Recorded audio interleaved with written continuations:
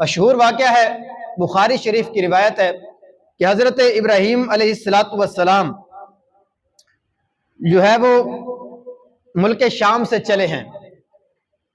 اب اللہ تبارک و تعالیٰ کا حکم ہے کہ اپنے بیٹے اور اپنی بیوی کو بیابان کے اندر چھوڑنا ہے۔ حضرت ابراہیم علیہ السلام جن کو 90 سال کی عمر کے بعد اللہ تبارک و تعالیٰ نے بیٹا عطا فرمایا، اور اس سیدہ حاجرہ رضی اللہ تعالی عنہ کوئی عام عورت نہیں تھی بلکہ یہ شہزادی تھی۔ کسی وجہ سے آپ کو قید کر لیا گیا، اور جو اس وقت کا بادشاہ تھا اس نے آپ کی طرف جو ہے وہ قدم بڑھانے کی کوشش کی ناپاک ارادے کے ساتھ۔ اللہ تبارک و تعالی جو اپنے حبیب علیہ السلام کے جسم پر مکھی بیٹھنا برداشت نہیں کرتا، وہ اپنے حبیب علیہ السلام کی دادی صاحبہ جن کی نسل میں نبی کریم علیہ السلام نے آنا تھا، وہ بھلا کب یہ منظور کر لیتا کہ ایک ناپاک ہاتھ جو ہے وہ ان کی دادی کی طرف بڑھ جاتا۔ جو ہی اس نے ہاتھ بڑھایا، اللہ تبارک و تعالی نے اس کا ہاتھ شل کر دیا۔ اس نے دوسری مرتبہ ہاتھ بڑھایا، 2-3 مرتبہ ہاتھ بڑھانے کے بعد اس کو بھی پتہ چل گیا کہ سیدہ حاجرہ رضی اللہ تعالیٰ عنہ کوئی عام عورت نہیں ہے۔ وہ اپنے ارادے سے باز آ گیا اور اس گناہ سے جو ہے وہ پیچھے ہٹ گیا۔ تو اللہ تبارک و تعالیٰ نے اتنا مقام اور مرتبہ سیدہ حاجرہ رضی اللہ تعالیٰ عنہا کو عطا فرمایا۔ حضرت ابراہیم علیہ السلام لے کر چلے اپنے بیٹے اور اپنی زوجہ کو۔ ملک شام سے یہ 3 افراد کا قافلہ چل پڑا۔ ساتھ میں حضرت جبرائیل علیہ السلام بھی موجود ہیں، جو حضرت ابراہیم علیہ السلام کو رستہ بتاتے ہوئے آگے آگے چل رہے تھے۔ اللہ تبارک و تعالیٰ کی اطاعت کے اندر اس قدر حضرت ابراہیم علیہ السلام کا جذبہ تھا کہ بار بار حضرت جبرائیل سے یہ پوچھتے تھے کہ اے جبریل، وہ مقام ابھی پہنچا نہیں ہے جہاں پر اللہ تبارک و تعالیٰ نے ہمیں جانے کا حکم دیا ہے؟ تو حضرت جبریل علیہ السلام عرض کرتے، اے اللہ پاک کے نبی، وہ مقام ابھی نہیں آیا، وہ مقام ابھی نہیں آیا۔ بار بار حضرت ابراہیم علیہ السلام یہ پوچھتے رہے، آخر کار ایک ٹیلے کے پاس پہنچے۔ حضرت جبریل علیہ السلام نے عرض کی، اے اللہ پاک کے نبی، یہ وہ مقام ہے جہاں پر اللہ تبارک و تعالیٰ نے آپ کو پہنچنے کا حکم ارشاد فرمایا ہے۔ حضرت ابراہیم علیہ السلام اپنی سواری سے نیچے آئے۔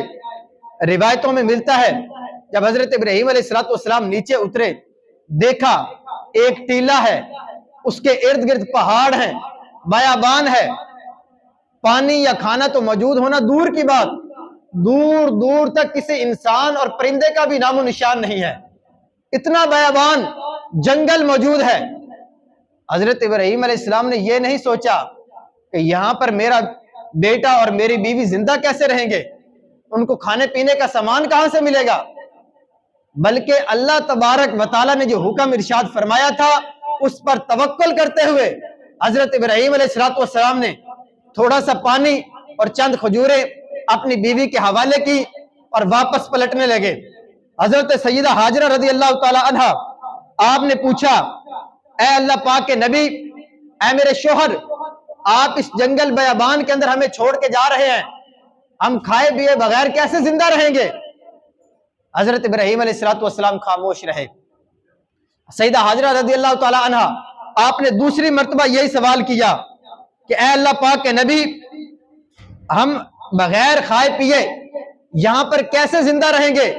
آپ ہمیں کس کے سہارے چھوڑ کر جا رہے ہیں؟ تیسری مرتبہ حضرت حاجرہ رضی اللہ تعالی عنہ نے سوال کیا، لیکن انداز تھوڑا تبدیل کر دیا، الفاظ تبدیل کیے، عرض کیا، اللہ پاک کے نبی، کیا آپ یہاں ہمیں اللہ تبارک و تعالیٰ کے حکم کی وجہ سے چھوڑ کے جا رہے ہیں؟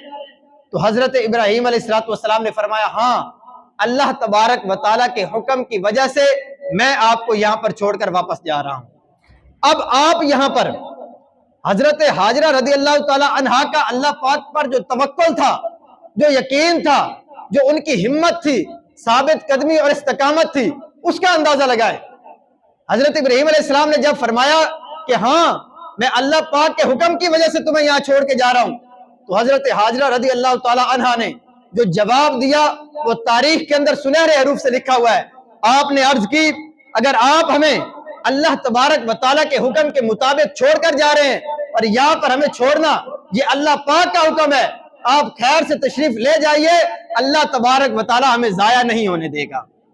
یہ ان کا توکل تھا، یہ ان کا یقین تھا کہ اگر رب تعالیٰ کا حکم ہے تو اللہ تبارک و تعالی ہمیں یہاں پر اس جنگل کے اندر ضائع نہیں ہونے دے گا، ہمیں یہاں پر جو ہے وہ درندے نہیں کھائیں گے، ہمیں بغیر پانی اور بغیر کھانے کے یہاں موت نہیں آئے گی۔ یہ ان کا مقام اور مرتبہ ہے۔